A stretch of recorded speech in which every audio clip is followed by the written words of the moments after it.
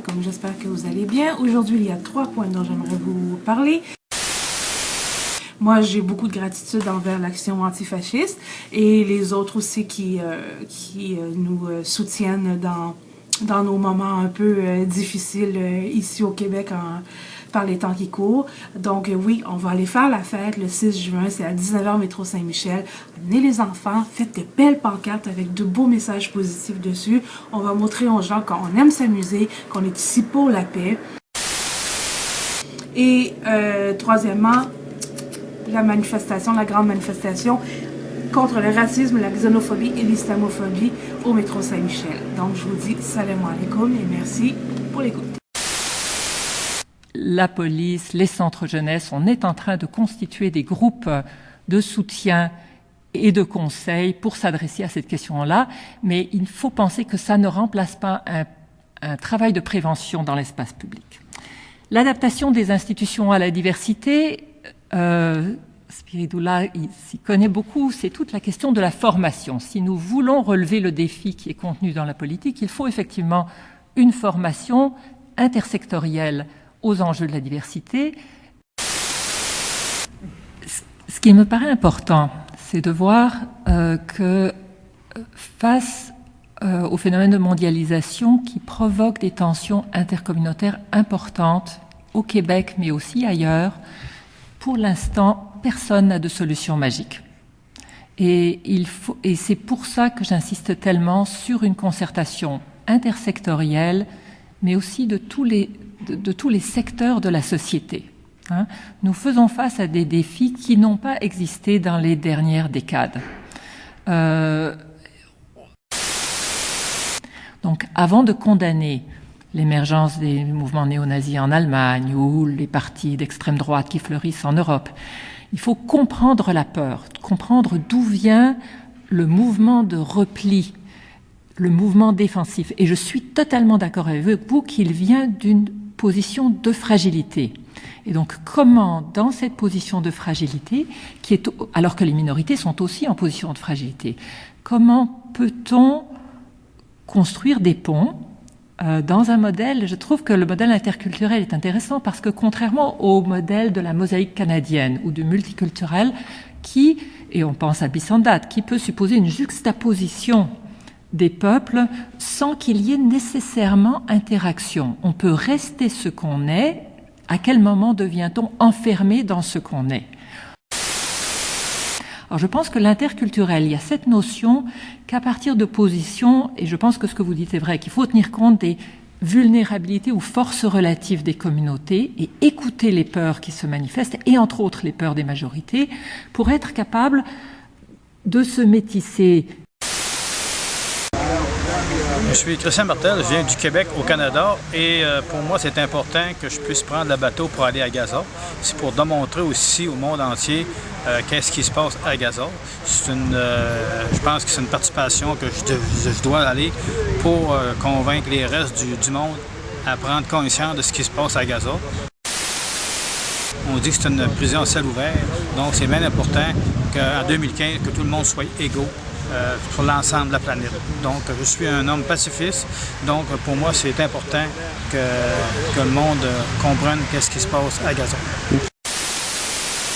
Le gouvernement est en accord avec Israël, donc ils sont pro-israéliens. Donc, c'est pour ça qu'on ne comprend pas notre gouvernement d'agir de la sorte envers un peuple là, qui est bafoué et qui n'a plus de droits du tout. Donc, on trouve ça injuste.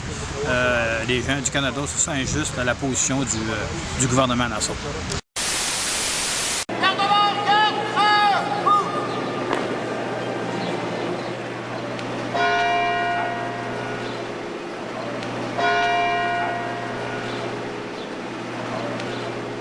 Accepte notre silence comme une prière pour Jacques Parizeau, que tu connais et que tu aimes.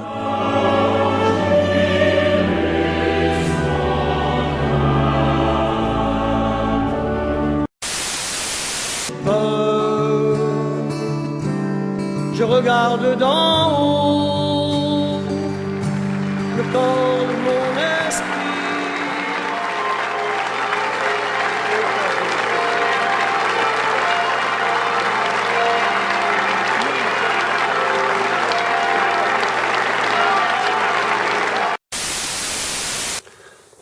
je vais sauter dans la douche pour commencer lentement à me préparer pour ma journée aux femmes à prier. Aujourd'hui, c'est 20 fois les points à l'achat 75 $. Fait que, il risque d'avoir quand même pas mal du monde. Puis j'ai hâte, là, ça fait comme une semaine que j'ai pas travaillé. Fait que, ben, j'ai pas travaillé à la pharmacie, là, bien sûr. Là.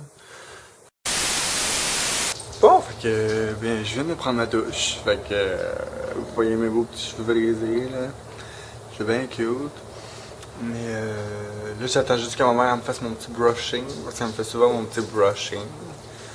Puis après ça, ben là, je vais me préparer le visage là, pour passer la journée puis être flawless. Salut tout le monde, fait que là, j'ai comme oublié de filmer pour vous dire que je faisais mon teint, puis que là, j'allais me préparer, maquiller puis tout, pour ma journée comme cosméticien à la pharmacie. Les femelles, les femelles.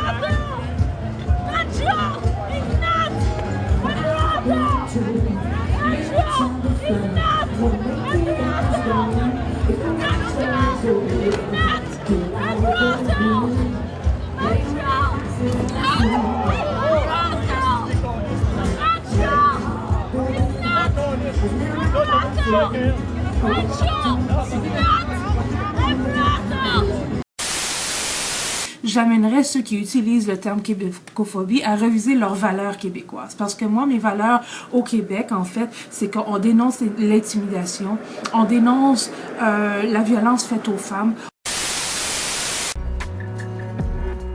Fait que là, qu'est-ce que t'écris? Priorité, IVG. IVG, c'est genre le terme politically correct d'avortement. Puis c'est parce que Barrette, dans le projet de loi 20, propose d'enlever le statut d'activité médicale prioritaire à l'avortement. Fait qu'explique-moi un peu le plan aujourd'hui. Le plan, c'est d'aller pogner le ministre de la Santé, Gaétan Barrette, quand il va parler aux médias dans le corridor. Pourquoi aujourd'hui? C'est d'actualité, puis j'avais congé. Pourquoi cette approche-là? Le corps est comme le nerf de la question là, par rapport aux droits des femmes en général, puis à la situation des femmes aujourd'hui. L'avortement en particulier, ça touche notre corps. Puis c'est une manière de genre, je m'excuse, mais comme il n'y a pas un message plus clair, il parle de priorité, là, il n'y a pas un message plus clair de genre, oh, ma priorité est là, tu sais. La carte de presse, ça passe, tu vas rentrer, ça va passer, puis ça va marcher. Ah non, c'est ça. C'est vraiment dès le début, là, si tu rentres, ça marche, si tu rentres pas, ça marche pas. Hey, la chair de poule, toi. Elle a fait juste nous héberger. Ouais. Moi, elle est fébrile. Ouais, c'est ça. Est-ce que t'es nerveuse? Ça va. Je suis moins nerveuse d'autres fois, je sais pas pourquoi. Bizarrement.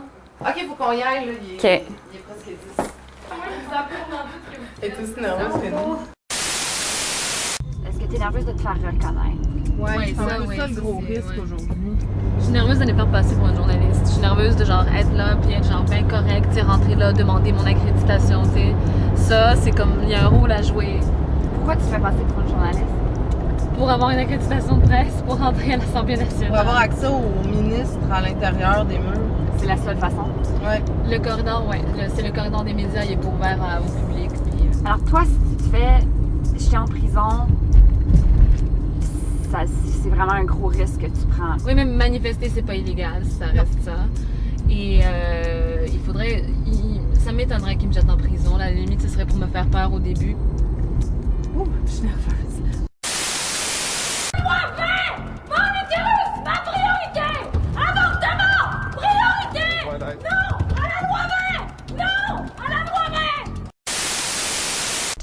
Alors, c'est des causes différentes que vous représentez, Femmes en Europe, Femmes ici. C'est quoi la relation entre les deux groupes? On fait toujours... Les stratégies sont les mêmes. On va demander conseil aussi aux femmes du début, là, aux Ukrainiennes, aux Françaises. Mais ouais, c'est toutes femmes, on fait toujours la même chose. On s'attaque au patriarcat, la religion, les systèmes politiques et l'industrie du sexe. Est-ce que Femmes est catégoriquement contre l'industrie du sexe toujours? Du sexe? Oui. Ben, pas oui. quand la fille a... Pas quand l'escorte Oui. est à son compte, puis qu'elle est soutenue par des médecins, puis... Yeah! That's my man! Woo! Ouais, puis... Ouais, ben, écoute, moi, j'ai rien vu, moi. C'était fou. Ils ont Les gens tué étaient ça. super violents. Je me suis rattrapé dans le dos, il y a une madame qui m'a fait tomber. Oh my God! Genre,